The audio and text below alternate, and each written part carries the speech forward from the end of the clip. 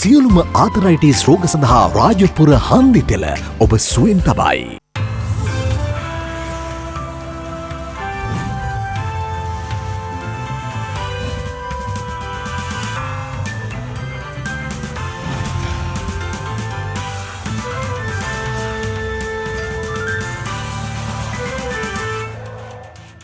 අයිබුවන් යථාර්ථවාදීව ලෝකයේ දෙස බලන්නට සත්‍ය සිදුවීම් සම්පින්ඩනය කපුවත් දිගහැරුම ශ්‍රද්ධා රූපවාහිනී 6:30 ප්‍රධාන ප්‍රවෘත්ති විකාශය සමගින් මම භාග්‍ය ධනංජල කොල්ල ප්‍රථමයෙන් අවධානය දවසේ ප්‍රධාන ප්‍රවෘත්ති සිරස්තල වෙත.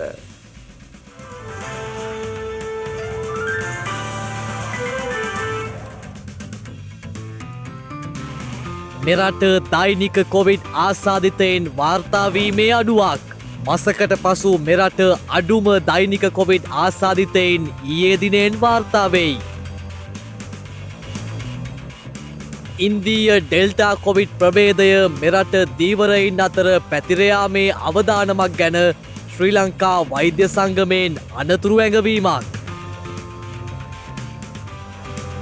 සාගරයට මුසුවන ඉන්ධන හා රසායනික ද්‍රව්‍ය ඉවත් කිරීමට නව විශේෂ ක්‍රමවේදයක්. ඇමරිකානු ජනාධිපතිගෙන් රුසියානු නායකයාට අනතුරු ඇඟවීමක්.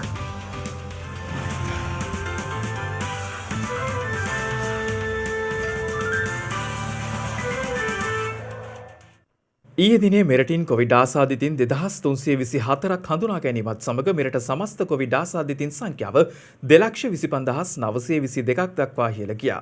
ඒ අනුව එම ආසාදිතින් සංඛ්‍යාව දැක්වෙන්නේ මසකට පසු මෙරට වාර්තා වූ අඩුම දෛනික කොවිඩ් ආසාදිතින් සංඛ්‍යාව ලෙසයි. ඊයේ හඳුනාගත් නව ආසාදිතයන් 2324 දෙනාගෙන් 2259 දෙනෙකු අලුත් අවුරුදු කොවිඩ් පොකුරේ ආශ්‍රිතයින් වනවා. ඊට අමතරව විදේශයන්හි සිට පැමිණි 65 දෙනෙකුද ආසාදිතයන් ලෙස හඳුනා ගැනුණා. එලෙස හඳුනාගත් ආසාදිතයන්ගෙන් වැඩිම සංඛ්‍යාවක් ගම්පහ දිස්ත්‍රික්කයෙන් වාර්තා වී ඇති අතර එම සංඛ්‍යාව 526ක්. එම ආසාදිතයන්ගෙන් වැඩිම පිරිසක් මීගහවත්ත රාගම දොම්පේ යන ප්‍රදේශවලින් වාර්තා වී තිබුණා. ඊට අමතරව ඊයේ දිනේදී කොළඹ දිස්ත්‍රික්කයෙන් ආසාදිතයන් 287 දෙනෙකු වාර්තා වුණා. එමෙන්ම කළුතර දිස්ත්‍රික්කයෙන් හඳුනාගත් ආසාදිතයන් සංඛ්‍යාව 155ක්. ලාවේ දකින්න ලැබෙනවා රෝගීන්ගේ අඩුවක්. නමුත් මම හැම වෙලේම කියනවා මේ අඩුවීම මේ ආකාරයෙන්ම අඩු වුණා කියන එකට නිගමනය කරන්න තාම කල් වැඩි. අපි හැමදාම කියනවා මේකේ නියම ප්‍රතිඵල ලැබෙන්න නම් තව ඉදිරි දින කිහිපයක් තව ගත වෙන්න අවශ්‍ය වෙනවා. දැන් අපි මේ අගුළු දැමීමත් එක්ක අපි යම්කිසි ප්‍රතිඵලයක් දකිමින් සිටින වෙලාව අපි දැන් තමයි මේකේ තාමත් ඩම ස්ථානයට පැමිණලා තියෙන්නේ. ඉතින් දැන් රෝගී සංඛ්‍යාව හිමින් අඩු වෙන්න පටන් ගන්න එකක්. ඒ අවස්ථාවේදී අපි අගුළු දැමීම කියන වචනය පාවිච්චි කරා වුණාට අපි හැමතෙම මේක අගුළු දාලාද නැද්ද කියන එකේ සැකයක් තියෙනවා. මොකද එච්චරටම ප්‍රජාව සමාජයේ අපි දකිනවා. ඉතින් ඒ අවස්ථාවේදී අපි දැනුවත් වෙන්න ඕන අපි ඒ අගුළු දැමීමට අවශ්‍ය කැපීම කරන්නේ නැත්නම් එහෙම අපිට සංචරණ සීමා අවශ්‍ය වන කාලය තවදුරටත් දීර්ඝ වෙන්න වේවි. මේ අතර සෞඛ්‍ය සේවා අධ්‍යක්ෂ ජෙනරාල්වරයා විසින් පෙරේදා දින සිදුව ඇති බවට තහවුරු කරන ලද කොවිඩ් මරණ 57ත් සමග මෙරට සමස්ත කොවිඩ් මරණ සංඛ්‍යාව දැක්වුණේ 2203ක් ලෙසයි. ඒ අතරින් 32 දෙනෙකු පිරිමි පුද්ගලයන් වන අතර කාන්තාවන් 25 දෙනෙකුද මිය ගොස් තිබෙනවා. මියගිය අය අතරින් වැඩිම පිරිසක් අවුරුදු 60 සහ ඊට වැඩි පුද්ගලයන් බවයි රජයේ ප්‍රවෘත්ති දෙපාර්තමේන්තුව නිකුත් කළ නිවේදනයක දැක්වෙන්නේ. මේ අතර කොවිෂීල්ඩ් එන්නතේ දෙවන මාත්‍රාව ලබාගත නොහැකි වූ ශ්‍රී ලාංකිකයන් හට දෙවන මාත්‍රාව ලෙස ෆයිසර් එන්නත ලබාදීම සම්බන්ධයෙන් බෝවන රෝග පිළිබඳ උපදේශන කමිටුවේ අදහස් කඩිනමින් දැනුම් දෙන ලෙස රාජ්‍ය අමාත්‍ය මහාචාර්ය චන්නජය සුමන මහතා සෞඛ්‍ය සේවා අධ්‍යක්ෂ ජෙනරාල්වරයා වෙත දැනුම් දී තිබෙනවා. ඒ මහතා සඳහන් කළේ ලෝක සෞඛ්‍ය සංවිධානයේ ප්‍රතිශක්තිකරණය පිළිබඳ විශේෂඥ කමිටුවෙන් කළ විමසීමකදී ඇස්ට්‍රාසෙනිකා කොවිෂීල්ඩ් එන්නතේ දෙවන මාත්‍රාව ලෙස ෆයිසර් එන්නත ලබාදීම පිළිබඳ කිසිදු ගැටලුවක් නොමැති බව ප්‍රකාශ කෙරුණු බවයි. මේ අතර ඉන්දියාවේ ඇමරිකාවේ සහ එංගලන්තයේ පැතිර යන ඩෙල්ටා ප්‍රභේදය භයානක ප්‍රභේදයක් බැවින් එය අප රට තුළ පැතිර යාම වළක්වා ගැනීමට ගුවන් තොටුපළ වරාය වැනි ස්ථාන වඩාත් සුපරීක්ෂාකාරීව කටයුතු කළ යුතු බව ශ්‍රී ලංකා වෛද්‍ය සභාවේ සභාපති විශේෂඥ වෛද්‍ය පද්මා ගුණරත්න මහත්මිය පෙන්වා දෙනවා. ඉතින් මම හිතනවා අපිට රටක් විදිහට ඉතාමත්ම වැදගත් වෙනවා මේ අලුතෙන් ප්‍රභේද රට ඇතුළට නොගැනීම කියන එක. ඉතින් ඒකින්ද අපිට වරායෙන් වන්තොටුපලින් සහ මේ වෙරළෙන් තින් අය ඇවිල්ලා අලුත් ප්‍රභේද රට තුළට ගෙනීම වැළැක්වීමට කළ යුතු උපරිම උත්සාහය දරන්න ඕන. මොකද අලුත් ප්‍රභේද නිසා වේගෙන් රෝගය බෝ වෙන්න පුළුවන්. මේ අලුත් ප්‍රභේද අපේ එන්නතට අහු නොවෙන්න පුළුවන් සමහර වෙලාවට. එහෙම වුණොත් මේ එන්නතට කළ වියදම සම්පූර්ණයෙන්ම අපතේ යන්න පුළුවන්. මේ අතර සමෘද්ධීලාභීන්ට අමතරව අඩු ආදායම්ලාභී පවුල් වෙතද රුපියල් 5000 දීමනාව ලබා දීමට රජය තීරණය කර තිබෙනවා. ඒ සඳහා ඊයේ දිනේ රැස් වූ කැබිනට් මණ්ඩලයේදී එකඟතාවය හිමි වූ බවයි පරිසර අමාත්‍ය මහින්ද අමරවීර මහතා සඳහන් කළේ. මේ අතර ශ්‍රී ලංකාව ඇතුළු රටවල් කිහිපයක පුද්ගලයන් සඳහා පිලිපීනය පනවා ඇති සංචාරක තහනම එරට රජය තවදුරටත් දීර්ඝ කර තිබෙනවා. ජූනි මස 30 වනදා දක්වා අදාළ තහනම බලපැවැත්වෙන බවයි විදේශ මාධ්‍ය වාර්තා සඳහන් කළේ. ශ්‍රී ලංකාවට අමතරව ඉන්දියාව, පාකිස්තානය, බංගලාදේශය, නේපාලය, ඕමානය සහ එක්සත් අරාබි එමිර් රාජ්‍යයට මෙම සංචාරක තහනම පනවා තිබෙනවා. අදාළ රටවල පවතින කොවිඩ් ව්‍යාප්තිය හේතුවෙන් මෙම පියවරගෙන ඇති බවයි පිලිපීන රජය වැඩිදුරටත් සඳහන් කර ඇත්තේ. මේ වන විට කොවිඩ් වෛරසය ආසාදිතව රෝහල්වල ප්‍රතිකාර ලබන පුද්ගලයන් සංඛ්‍යාව 33255ක් වන අතර වෛරසය ආසාදිතව සිට සුවය ලැබූ සමස්තය දැක්වෙන්නේ 1,90,464ක් ලෙසයි. බ්‍රතාන්‍යයේ වත්මන් COVID-19 සීමාවන් නිවත් කිරීම ජූනි 21 ඔබ්බට සති 4ක් ප්‍රමාද කිරීමට අග්‍රාමාත්‍ය බොරිස් ජොන්සන් ප්‍රමුඛ රජය තීරණය කර තිබෙනවා.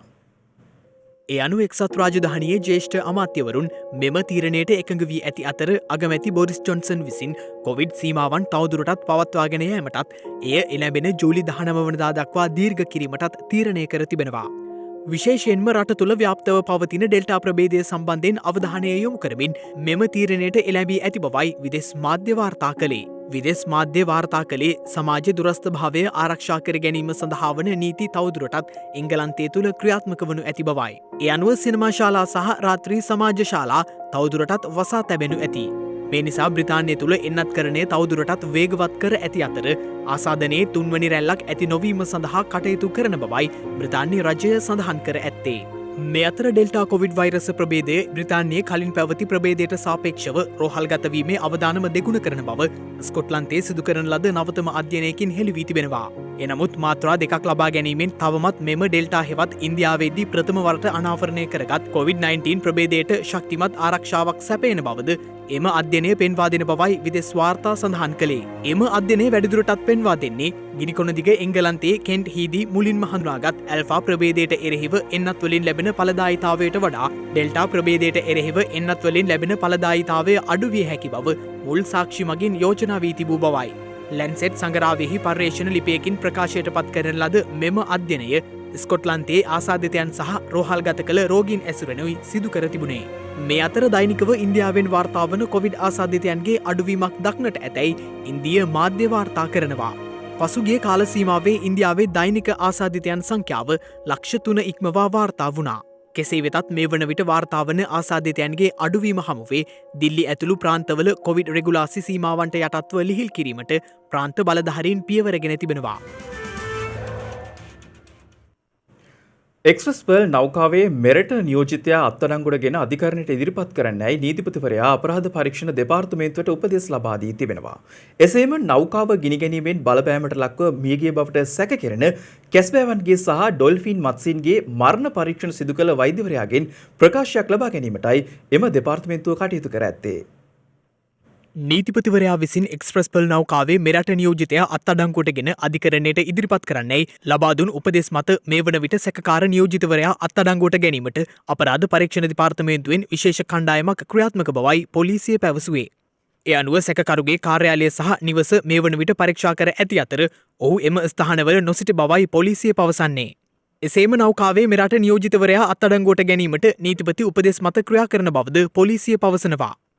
මේ අතර නෞකාව ගිනිගැනීමෙන් බලපෑමට ලක්ව මියගිය බවට සැක කරන කැස්බෑවන්ගේ සහ ඩොල්ෆින් සත්වයන්ගේ මරණ පරීක්ෂණ සිදු කළ වෛද්‍යවරයාගෙන් අපරාධ පරීක්ෂණ දෙපාර්තමේන්තුවේ නිලධාරීන් කණ්ඩායමක් විසින් ප්‍රකාශයක්ද ලබාගෙන තිබෙනවා.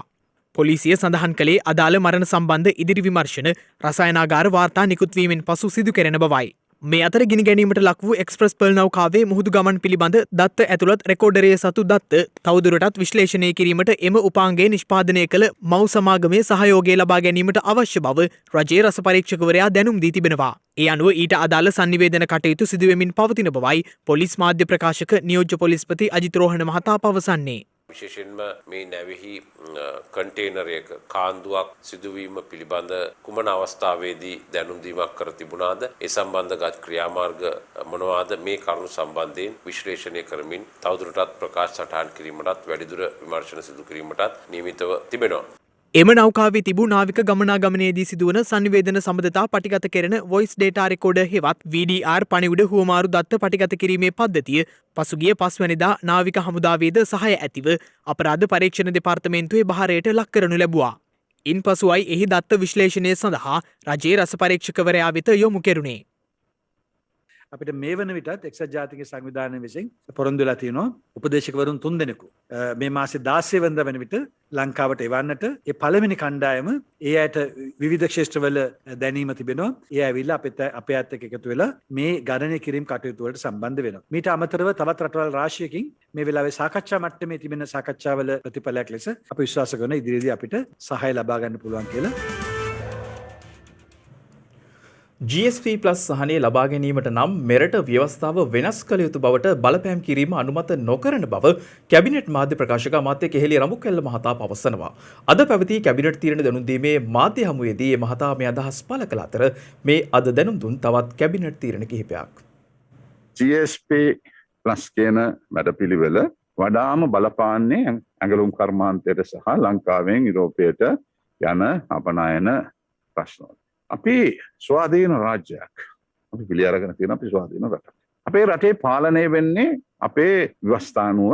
ඒ ව්‍යවස්ථාව ජනතා පරමාධිපත්‍යයට යටත්වයි ක්‍රියාත්මක වෙන්නේ. හැබැයි අපි තව ආයතනයක් අපිට සහනයක් ලබා දෙනවා නම් තව ලෝකයේ යම්කිසි එකමුතුවක් සංවිධානයක් ඒ සහන ලබා දෙනකොට ඒ ප්‍රශ්නෙට ප්‍රස්තුත කරුණට අදාළ වෙනවා නම් වඩා සාධාරණයි කියන එකයි මගේ විශ්වාසය. දැන් උදාහරණයක් ගත්තොත් GSP+ එකට ගත්තොත් child labor එහෙම නැත්නම් ළමා කම්කරුවන් භාවිත. ඒක ලෝකේ කෙරෙන දෙයක්. ඒකට විරුද්ධව කතා කරනවා නම් මම අද්දක උස්සලා කියනවා. හරි. ඔබට අයිතියක් තියෙනවා. ඒ වගේම එම කර්මාන්ත ශාලාවල දෙන මූලික පහසුකම් වල අඩුවක් තිබෙනවා. කම්කරුවන්ගේ මූලික අයිතීන් ආරක්ෂණ. එවැනි දේ ගැන කතා කරනවා නම් ඔවුන්ට පූර්ණ අයිතියක් තියෙනවා ඒ ගැන කතා කරන්න. හැබැයි මගේ ප්‍රශ්නය තියෙන්නේ ඔවුන්ට තියෙන අයිතිය කුමක්ද? තවත් ස්වරී රටක ස්වරිත්වයට අභියෝග කරමින් ව්‍යවස්ථාවේ තියෙන කොන්දේසි වෙනස් කරන්නයි කියලා ඉල්ලීමක් කරන එක. එසේ නොකරන අපි ඔබට තුවක්කුව පෙල්ලට තියෙනවායි කියන එක සාධාරණයි. ඒ මගේ අදහස. මම විශ්වාස කරනවා විදේශ කටයුතු අමාත්‍යාංශය මේ සම්බන්ධව අවශ්‍ය ප්‍රමාණයට මැදිහත් වෙලා කටයුතු කරයි කියලා. කැබිනට් මණ්ඩලයේ පත්‍රිකාවක් ඉදිරිපත් කරලා තියෙනවා. ඒ අනුව ඒට අනුමැතිය ලැබලා තිනවා. පළාත් සභාව මගින් පාලනය වන මාතලේ නාවලපිටිය ඇඹිලිපිටිය විශ්වවිද්‍යාල ගම්පහ මන්නාරම වවුනියා කිලිනොච්චිය මුලතිව් යන දිස්ත්‍රික්ක මහරෝහල් ඒවායේ සේවය සැපයීම ගුණාත්මක භාවය වැඩි කිරීමටත් එහිට අවශ්‍ය අපි තියෙන කැපිටල් එහෙම නැත්නම් මූල්‍ය අරමුදල් වඩා අවශ්‍යතාවයන් වලට සරලන ආකාරයෙන් ලබා දෙමින් රෝහල් ජාතික මට්ටමේ රෝහල් මට්ටමට ගෙනීමට ඒ වගේම ජාතික ප්‍රතිපත්තියක් සෞභාග්‍ය ඉදිරිදැක්ම වැඩපිළිවෙලේ පැහැදිලිව තියෙන ප්‍රතිපත්තියක් තමයි 2030 වෙනකොට මේ රටේ පුනර්ජීවන එහෙම නැත්නම් alternate energy සම්බන්ධව අපි කතිකාවක් කරලා තියෙනවා. මේ රටේ විදුලි බල මණ්ඩලය විදුලි බිල එහෙම නැත්නම් විදුලි බලයට වැය කරන පිරිවැටුම අපේ කර්මාන්ත දියුණුවටත් යම් කිසි විදිහේ බලපෑමක් ඇති වෙමින් පවතිනවා.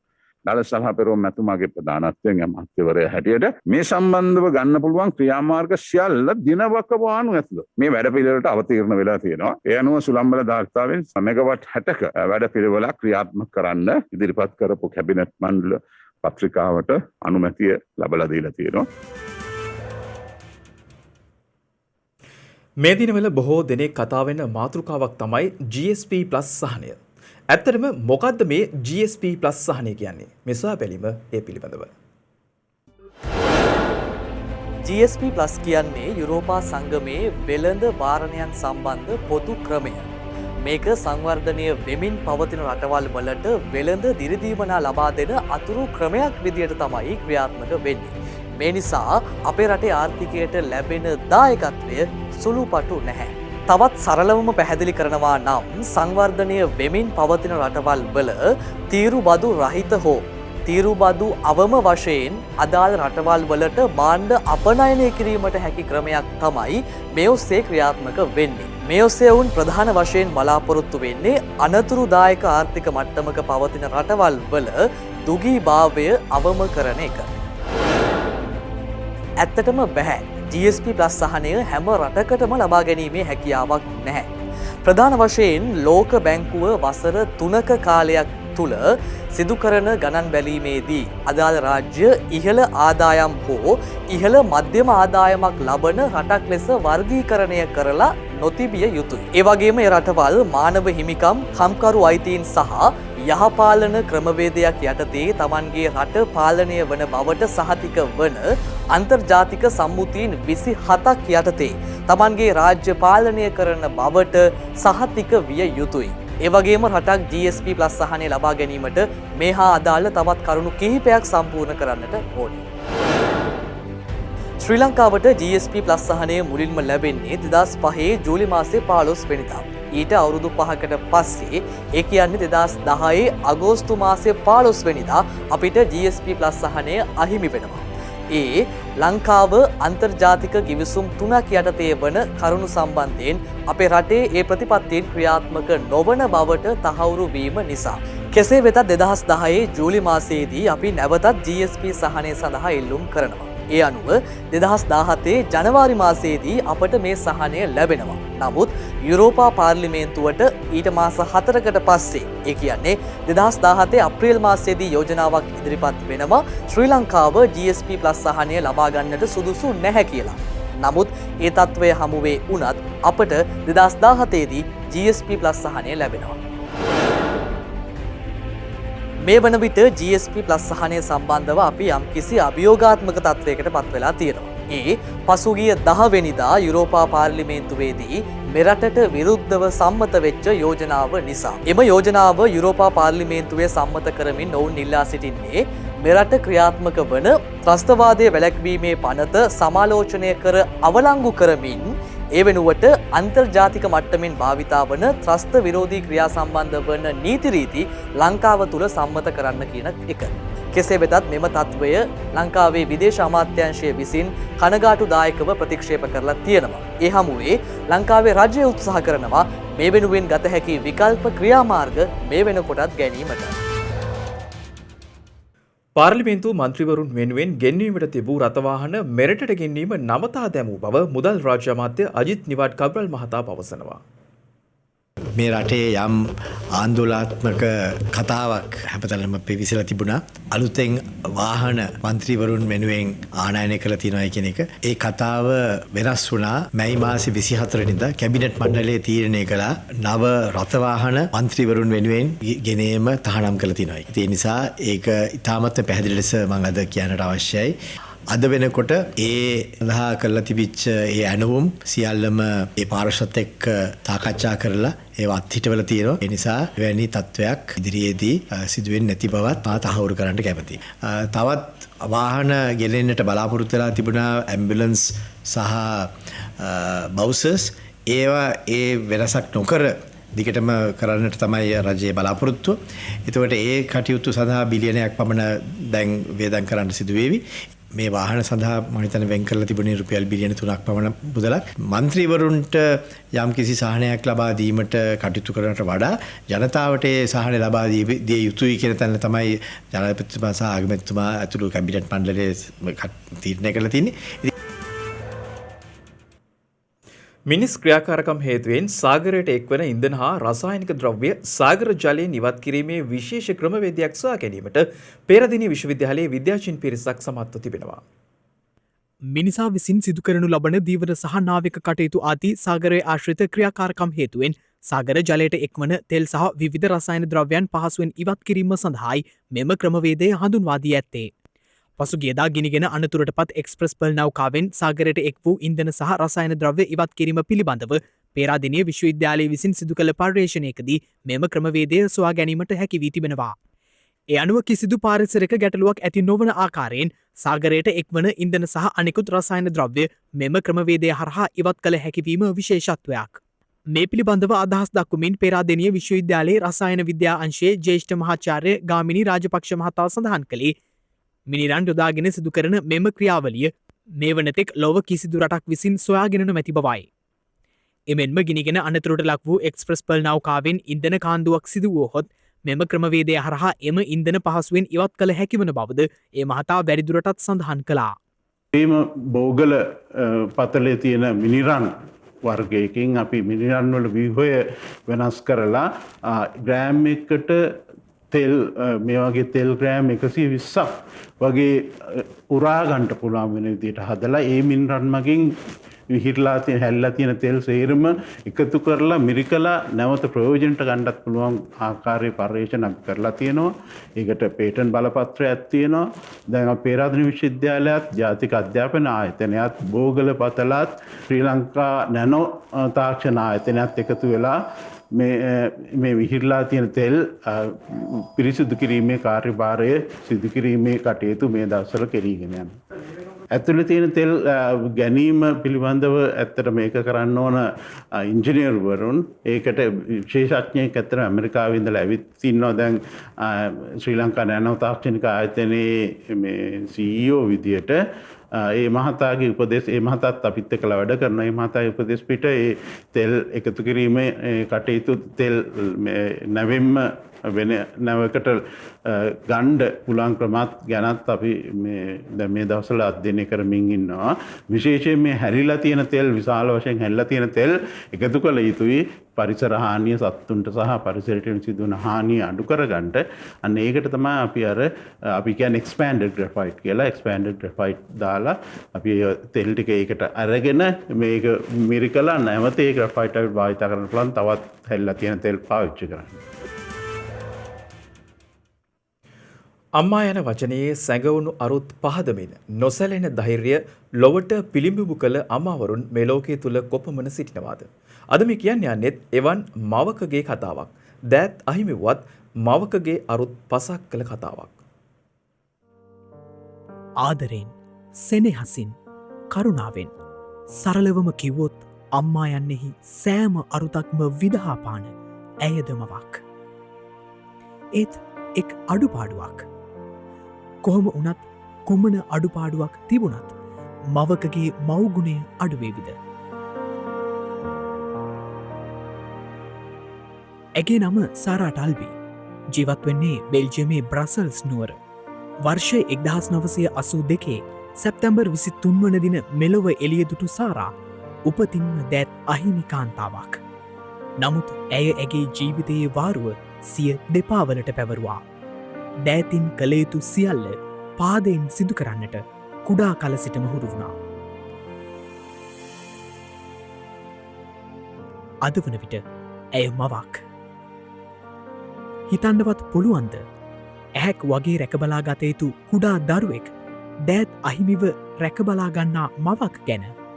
ඔව්, ඒ වගකීම සාරා භාරගත්තා. තම කුසින් වැදූ දරුවාව ආදරෙන් වැළඳ ගන්නට දෑත් දිගු කළ නොහැකි වුණත් ඇගේ මුළු ශරීරයම ඒ වෙනුවෙන් ශක්තිමත්. තමන්ගේ වගේම තම දරුවාගේත් හැම කාර්යයක්ම සාරා සිය දෙපාවලින් ඉටු කරගන්නා අයුරු ඇත්තෙන්ම විශ්මය ජනකයි.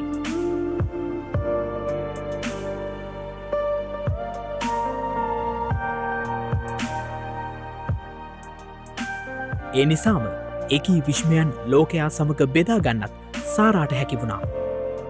ඒ තමන්ගේම සමාජ මාධ්‍ය නාලිකාවක් ඔස්සේ. ඇය එයින් දෑත් අහිමුණත් තමා සතු දක්ෂතා බොහෝමයක් එළිදක්වන්නට වේදිකාව සකස් කරගත්තා. තමන් දෙපාවලින් චිත්‍ර අඳින හැටි, කෑම එවුම් පිහුම් කරන හැටි, එදිනදා ගෙදරදොර වැඩ කරන හැටි, එවගේම සිය දරුවා සමග කාලය ගත කරන හැටි, මේ සියල්ලක්ම සාරා ලෝකයා වෙත බෙදා දුන්නා. ඒ ඇත්තෙන්ම සාරාවැනි දෑත් දෙපා අහිමි බොහෝ දෙනෙකුට මහත් උත්තේජනයක්. නැහැ. දෑත දෙපා තිබෙන අපිටත් බාධක හමුවේ නොසැලී ඉන්නට එය මහත් උත්තේජනයක්. සොබා දහම අපට ලබා දෙන්නේ කුමක් වුවත් ලැබුණු දෙයින් ජීවිතයේ ජයගන්නට වෙරදරන මෙවන් උදාහරණ ඇත්තෙන්ම ලෝකයට වටිනවා. ජීවිතයේ කොපමණ වගකීම් සාරාසිය දෙපා වාරුවෙන් සිදු කරගන්නවාද. ගතේ විරියට වගේම සිතේ ධෛර්යයට මෙතරම්දේ කළ හැකිද. සිතන්න ලැබීම් නොලැබීම් අතර ඔබත් පසුතැවිල්ලෙන්නම්. ජීවන වියමන ගෙත්තම් කරන්නට දෑත් අහිමිමුත් දෙපා ඇගිලි පුඩුමතින් ජීවිතය සිත්තම් කරන මෙවන් මිනිසුම් දෙස බලා ඔබත් සිතන්න. ඔබට මොනවද අඩු.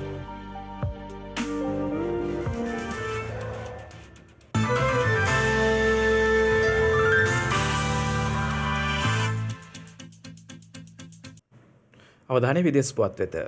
ඊයේ ආරම්භ වූ නේටෝ සමුළුව අමතමින් ඇමරිකානු ජනාධිපති ජෝ බයිඩන් රුසියානු ජනාධිපතිවරයාට අනතුරු ඇඟවීමක් සිදු කර තිබෙනවා. ඊයේ දිනේදී බෙල්ජියමේ බ්‍රසල්ස් අගනුවර පැවැත්වෙන නේටෝ සමුළුව අමතමින් ඇමරිකානු ජනාධිපති ජෝ බයිඩන් ප්‍රකාශ කර ඇත්තේ රුසියාව සමග තමන්ට ගැටුමක් නොමැතිවත් රුසියාව දිගින් දිගටම හානිකර ක්‍රියාකාරකම් සිදු කරන්නේ නම් ඇමරිකාව ඊට ප්‍රතිචාර දක්වන බවයි. එමෙන්ම ඇමරිකානු ජනාධිපතිවරයා විසින් රුසියානු නායකයා වටිනා සතුරෙකු ලෙස හඳුන්වා දී තිබීමද විශේෂත්වයක්. මේ අතර චීනය විසින් සිදු කරන හමුදා අතපෙවීම් සම්බන්ධයෙන් නේටෝ නායකයන් අනතුරු අඟවා තිබෙනවා. චීනයේ එම හැසිරීම් විශාල අභියෝගයක් වී ඇති බවයි නේටෝ නායකයන් ප්‍රකාශ කර ඇත්තේ. නිරන්තරයෙන් චීනය තම න්‍යෂ්ටික හැකියාවන් පුළුල් කරමින් සිටින අතර හමුදාමය නවීකරණයන් සිදු කරන බවද එහිදී ඔවුන් විසින් පෙන්වා දී තිබෙනවා. චීනයේ හමුදාමය සහ තාක්ෂණික හැකියාව යුරෝපා රටවල් 30කින් සහ උතුරු ඇමරිකානු රටවල සමාජිකත්වයෙන් යුත් නේටෝ සංවිධානයේ හමුදාමය හැකියාවන්ට ආසන්න වී ඇති බවයි නේටෝ ප්‍රධානී ජේන්ස් ස්ටෝල්ටන්බර්ග් විසින් අනතුරු අඟවා ඇත්තේ. කෙසේ වෙතත් නේටෝ සංවිධානයට චීනය සමග සීතල යුද්ධයක් අනවශ්‍ය බවද එහිදී ඔහු ප්‍රකාශ කර තිබෙනවා. මේ අතර උතුරු කොරියානු නායක කිම් ජොන් උන් උතුරු කොරියාවේ හමුදා බලය ඉහළ නැංවීම සඳහා කැඳවීමක් කළ බව විදෙස් මාධ්‍ය වාර්තා කළා. ඒ අනුව කොරියානු අර්ධද්වීපයේ වේගයෙන් වෙනස් වන තත්වයට එරෙහිව දැඩි අනතුරු ඇඟවීමක් ඔහු විසින් සිදු කර ඇති අතර ඇතැම් හමුදා නිලධාරීන් සේවයෙන් පහ කිරීම, මාරු කිරීම සහ අලුතින් පත් කිරීම පිළිබඳ සංවිධානාත්මක ගැටලු සම්බන්ධයෙන්ද අවධානය යොමු කර තිබෙනවා. විශේෂයෙන්ම ජාතික ආරක්ෂාවේදී සමස්ත ක්‍රියාවලිය තුළ නව පෙරලියක් ඇති කිරීම සඳහා වූ වැදගත් කාර්යයන් පිළිබඳවද ඔහු මෙහිදී වැඩිදුරටත් සාකච්ඡා කළ බවයි විදෙස් මාධ්‍ය වාර්තා පෙන්වා දෙන්නේ.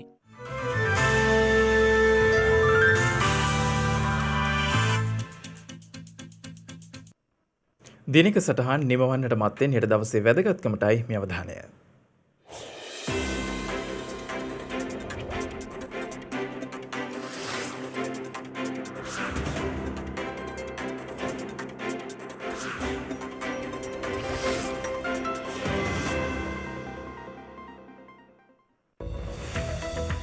හෙට ජූනි 16 වැනිදා ලොව ප්‍රථම වරට කාන්තාවක් අභ්‍යවකාශ සංචාරයක් සිදුකර ඇත්තේ 1963 වසරේ ජූනි මස හෙට වැනි දිනකයි. රුසියානු ජාතික එම කාන්තාව අභ්‍යවකාශගත වූ පළමු සහ ලාබාලම කාන්තාව වනවා.